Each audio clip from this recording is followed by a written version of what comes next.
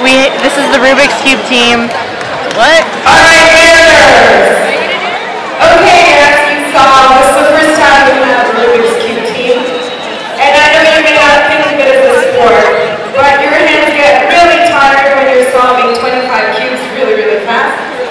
So I'd like to introduce the team. We've only been together for less than 2 months, and we did an amazing, amazing time. And hopefully next year we're going to go for number 1. So, captain on the team, yes, we have a captain.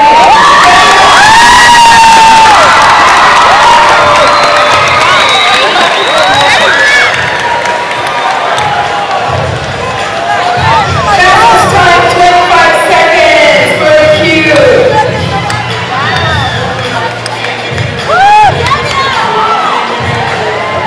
Next we have Matt. Come on out, Matt.